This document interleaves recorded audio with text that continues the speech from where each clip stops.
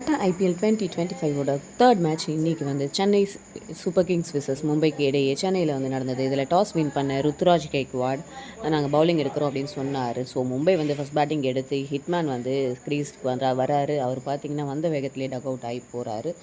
அடுத்ததாக பார்த்திங்கன்னா அடுத்து வர பேட்ஸ்மேன்ஸும் வந்து அடுத்தடுத்து விக்கெட் ஆகி போக நம்ம கலீல் அகமது செமையாக பர்ஃபார்ம் பண்ணி அவர் 3 விக்கெட் எடுத்தார். அடுத்ததாக பார்த்திங்கன்னா நூர் அகமது 10 crore எடுத்தது வீண் போகலை அப்படின்ற அளவுக்கு 4 விக்கெட் எடுத்துக்கிறாரு.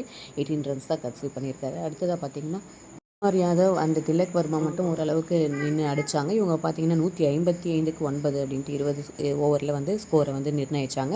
156 ரன் எடுத்தால் வின் அப்படின்ற இதில் களமிறங்கிய சிஎஸ்கே பார்த்தீங்கன்னா ராகுல் திரிபாதி ஏமாற்றிட்டார். அடுத்ததாக பார்த்தீங்கன்னா ருத்ராஜ் கைக்வாட் ரச்சின் ரவீந்திராவோட கை கோர்த்து பார்ட்னர்ஷிப் வந்து பில்ட் பண்ணாங்க மெதுவாக. ருத்ராஜ் கைக்வாட் ஆரம்பத்திலேருந்தே ரொம்ப அக்ரெசிவாக தான் ப்ளே பண்ணார். அவர் பார்த்தீங்கன்னா ஃபாஸ்ட்டாக அவருடைய 50 அடிச்சுட்டு அவுட் ஆகி போயிட்டார். அடுத்து வந்து பேட்ஸ்மேன்ஸ் யாருமே வந்து பெருசாக ஹிட் பண்ணலை.